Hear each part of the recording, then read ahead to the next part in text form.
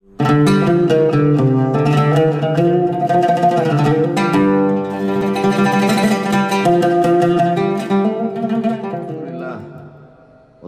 wassalamu ala Rasulillah Sayyidina wa maulana Muhammad ibni Abdillah wa ala alihi wa sahbihi wa man tabi'ahu wa mawala.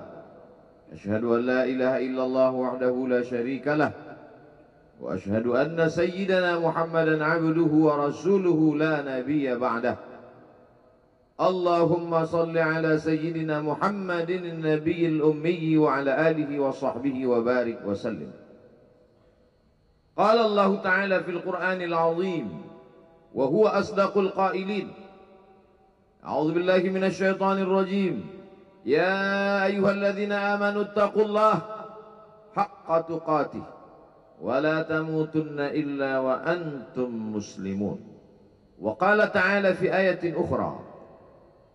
Ya ayyuhalladzina amanu taqullaha wa qulu qawlan sadida yuslih lakum a'malakum wa yaghfir lakum dhunubakum wa man yuti'illaha wa rasulahu faqad faza fawzan 'azima. Ibadallah, usikum wa nafsi bi taqwallahi wa ta'atihi faqad fazal muttaqun. Hadirin jamaah Jumat yang dimuliakan Allah Subhanahu wa taala.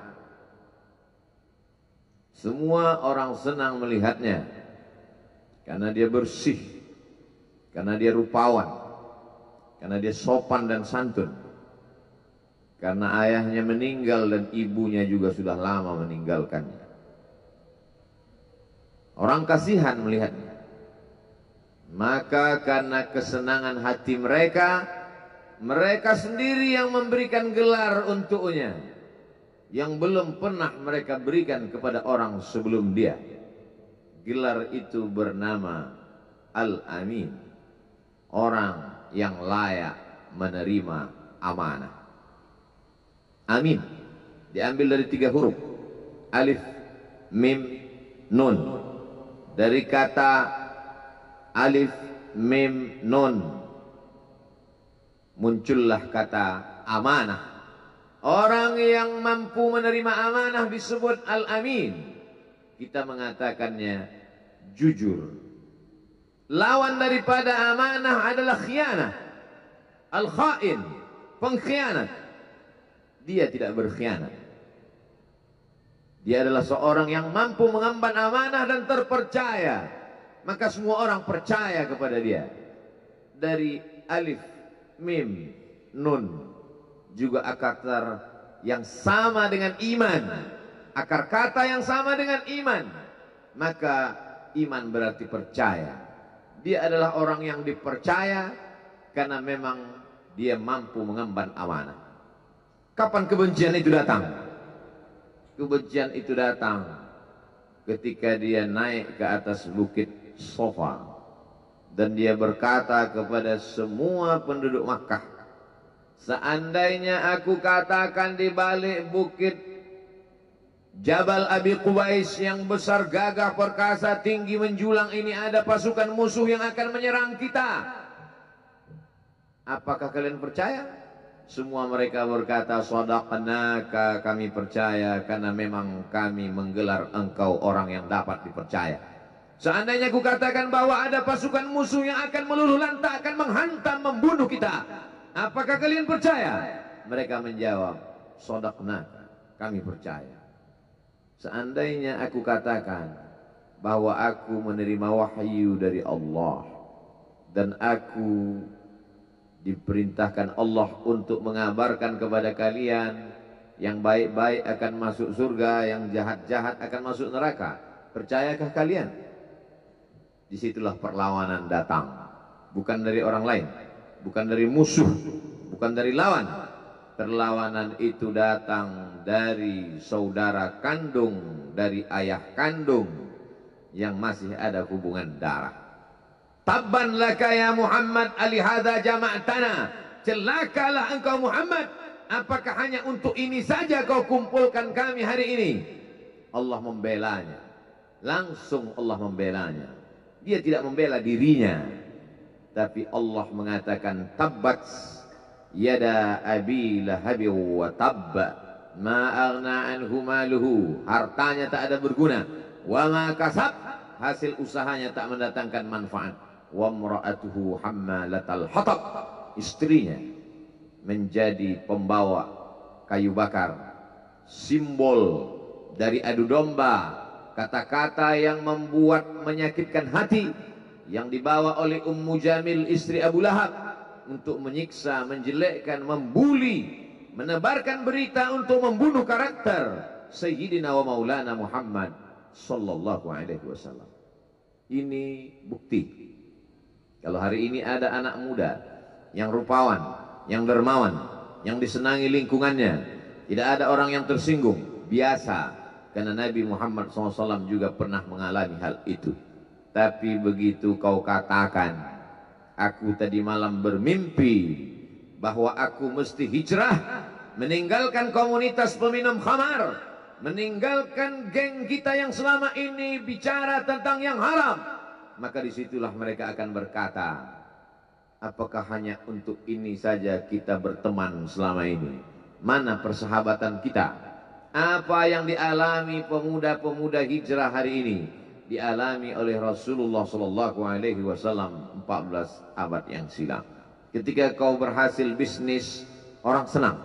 Ketika kau berhasil membina rumah tangga, tidak ada orang yang tersakiti. Ketika anakmu lucu-lucu dan kau berada di tengah mereka, tidak terusik kepentingan mereka, tidak terganggu ekonomi mereka, engkau adalah sahabat, engkau adalah teman setia. Tetapi ketika kau tidak ikut kemauan manusia, disitulah engkau sedang melantik dirimu sendiri menjadi musuh. Maka Allah kuatkan hatimu. Wa in tuti aktsara man fil ardi, kalau kau ikut kebanyakan orang di atas muka bumi, yudilluka an sabilillah, mereka hanya akan menyesatkan engkau dari jalan Allah subhanahu wa ta'ala. Tapi api itu tidak pernah padam. Kalau dia padam, maka berakhirlah dakwah Islam. Dia terus bergelora, dia terus menyala, dia terus membakar kemunafikan, membakar kemusyrikan, sampai akhirnya embargo pun tiba.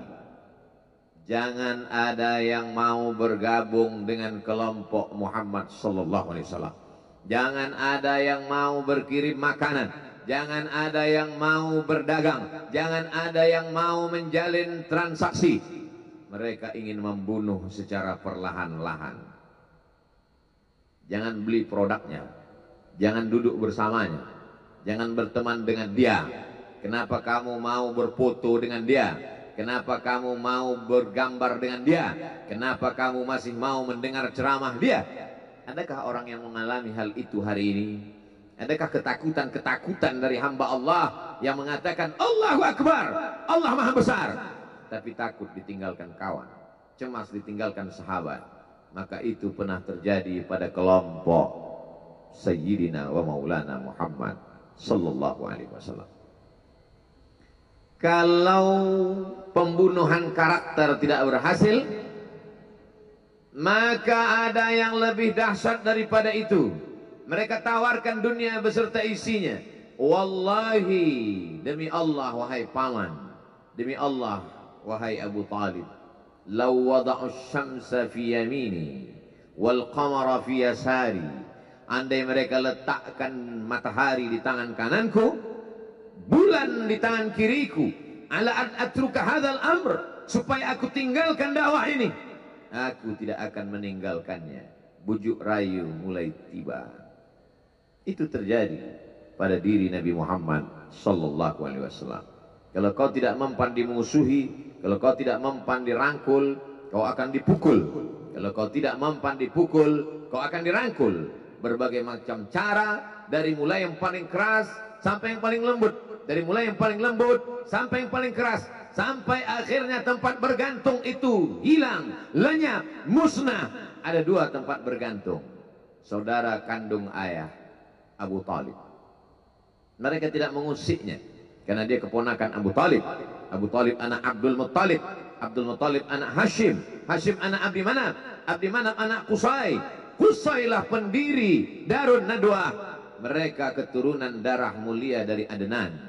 Adnan menerima tetesan darah dari Ismail. Ismail anak kandung Ibrahim alaihissalam. Jangan ganggu dia, karena dia keponakan Abu Talib.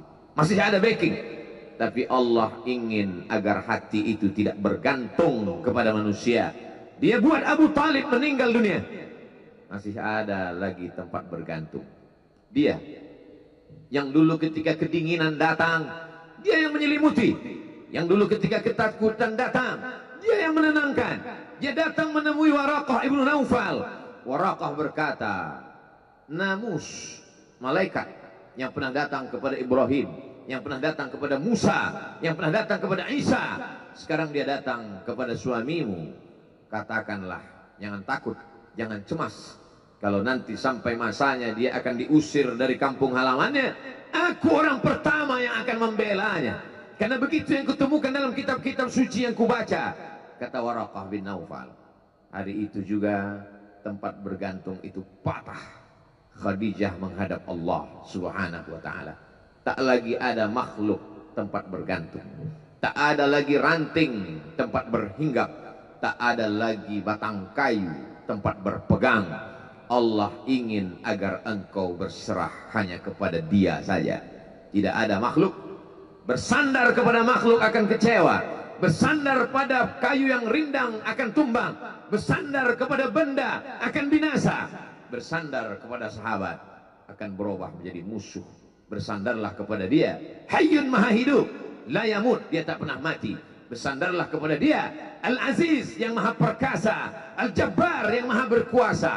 Itu yang diinginkan Allah dari sosok Sayyidina wa Maulana Muhammad sallallahu alaihi wasallam. Dia pergi. Sengaja dia pergi berjalan kaki. Karena kalau dia pergi menunggang unta, mereka sudah mengintai. Dia pasti lari. Dia akan pergi ke tempat yang jauh. Sengaja dia pergi berjalan kaki. Lalu kemudian dia pun sampai ke suatu tempat. Dia berharap mereka adalah orang-orang yang lembut akan yang menerimanya. Tapi dia tidak diterima dengan tala'al badru alaina. Dia tidak diterima sebagai ahlan wasahlan. Ahlan, keluarga, kau datang kami sambut sebagai keluarga. Sahlan, mudah, kau datang urusanmu mudah. Ahlan wa sahlan. Tapi dia tidak dianggap sebagai keluarga. Dia tidak dianggap sebagai sahlan. Dia dianggap sebagai musuh. Dia dilempar dengan batu. Dia dilempar dengan kayu. Dia dilempar dengan tulang onta. Apa yang dia lakukan? Dia bersembunyi di balik bukit. Dia angkat kedua tangannya. Ilaika ashku dha'fa quwwati. Kepada engkau saja aku mengadukan kelemahanku. Wa qillata hilati, ketidakberdayaanku. Wa hawani bainan nas, aku hina di tengah mereka. Kalau dulu aku ada tempat bergantung, ada tempat bersandar, ada tempat mengadu, hari ini hanya engkau saja ya Allah. Datanglah malakul jibal, malaikat penjaga segala bukit di atas dunia. Kau tunjuk mana bukit yang paling besar ya Muhammad. Akan kutimpakan kepada mereka. Hati yang luka biasanya akan marah, akan kecewa. Tapi itu tidak terjadi pada Nabi Muhammad sallallahu alaihi wasallam. Apa yang dia katakan? Asallah an yukhrij min aslabihim man ya'budullaha wa la yusyrika bihi syai'a. Ya Allah, keluarkan dari tulang sulbi mereka, keluarkan anak cucu mereka yang akan menyembah engkau. Tidak ada satupun yang akan mempersekutukan engkau di atas muka bumi ini. Doanya dikabulkan, hatinya susah, pikirannya kacau, tapi lidahnya tidak berkata-kata kasar. Dia doakan agar anak cucu mereka menyembah Allah. 100% penduduk Taif hari ini bersyahadat asyhadu an la ilaha illallah wa asyhadu anna Muhammadan Rasulullah. Doa orang yang teraniaya, doa orang yang terzolimi. Dia berhenti di sebuah kebun. Ada seorang yang bukan terpandang membawakan beberapa ranting anggur sebagai pelipur lara, penghilang haus, pelepas daganya. Ketika anggur itu akan masuk ke mulutnya, dia berkata Bismillahirrahmanirrahim, atas nama Allah.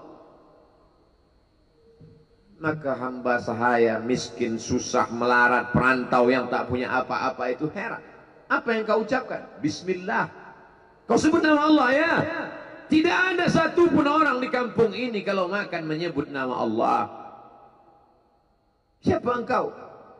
Aku Nabi yang diutus Allah Subhanahu wa ta'ala. Berarti engkau sama dengan orang yang dulu pernah berada di kampungku. Engkau dari mana? Aku dari Ninawi. Ninawi, ya.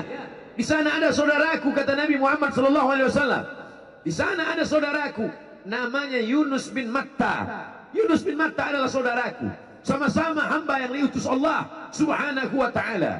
Dia juga diingkari oleh kaumnya.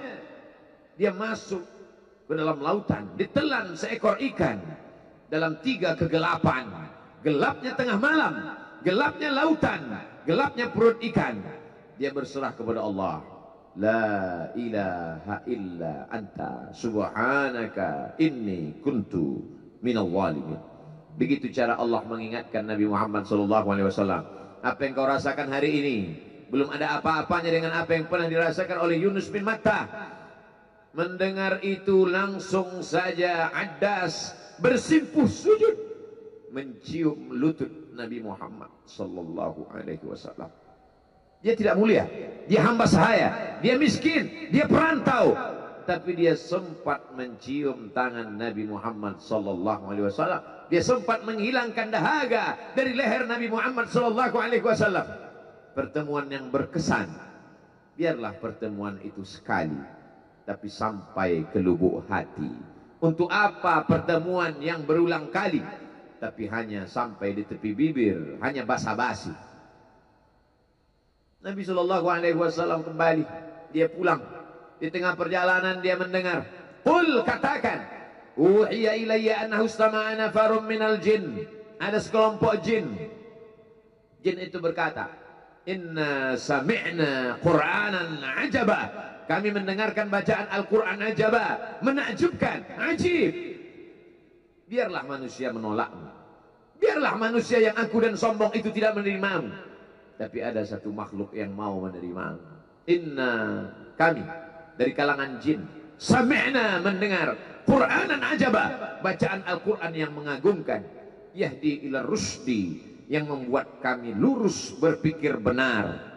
Betapa jin yang dikatakan makhluk jahat, tapi ketika dia mendengarkan bacaan Al-Quran tersentuh hatinya dan dia bersyahadat, anna minnal muslimun, kami ada yang muslim, wa minnal qasitun, kami ada yang kafir. Yang muslim taharrau rasada, selalu mencari jalan kebenaran. Yang kafir kanu li jahannam hataba, mereka hanya akan menjadi santapan neraka jahanam. Dia kembali ke kota suci Makkah Al-Mukarramah seperti biasa, sampai akhirnya datanglah malaikat Jibril, membelah dadanya, mensucikan hatinya sampai layak, lalu kemudian dia pun dibawa. Subhanalladzi asra bi'abdihi lailan, maha suci Allah yang memperjalankan hambanya pada suatu malam, minal masjidil haram ilal masjidil aqsa, dari masjidil haram ke Masjidil Aqsa, alladzi barakna haulah, kami berkahi sekelilingnya. Untuk apa? Linuriyahu min ayatina, kami ingin memperlihatkan kepadanya tanda-tanda kebesaran kami. Selama ini dia hanya didengar, azab kubur didengar, neraka jahanam didengar, malaikat didengar. Hari ini kami ingin memperlihatkan tanda-tanda itu kepada hamba kami. Jangan bersedih ketika kau didustakan. Jangan bersedih ketika kau dibunuh karaktermu. Jangan berduka cita ketika tidak ada manusia yang menerimamu. Karena sesungguhnya itu hanyalah cara Allah menguatkan hatimu, karena dia ingin mengangkat derajatmu, menempatkan di tempat yang terpuji, memperlihatkanmu sesuatu yang tidak pernah dia perlihatkan kepada manusia yang lain. Dia buat hatimu hancur berkeping, agar tidak lagi ada tempat makhluk dalam hatimu. Yang ada hanya Allah semata. Ma fi qalbi ghairullah, pada saat itu mentalmu sudah kuat, layaklah engkau berada di tempat yang terpuji. Kalau ada orang menyakitimu, jangan berduka. Kalau ada tetangga, sahabat, kawan baik meninggalkanmu, jangan berduka lara. Karena sesungguhnya di balik itu semua, fa inna ma'al usri yusra, inna ma'al usri yusra. Idza daqat 'alaika dunya, faqul ya Allah. Kalau terasa sempit dunia, mengadulah kepada Allah. Idza sa'alta fas'alillah. Kalau minta-mintalah kepada Allah. Wa idza sta'anta fasta'in billah. Kalau minta tolong, minta tolonglah kepada Allah. Iyyaka na'budu wa iyyaka nasta'in.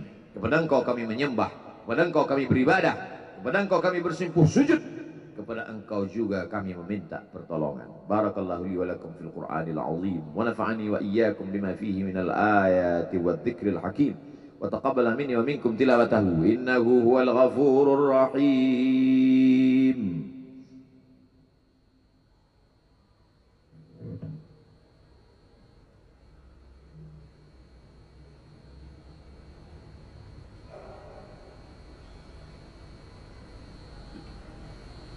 Alhamdulillahilladzi bini'matihi tatimmus shalihat.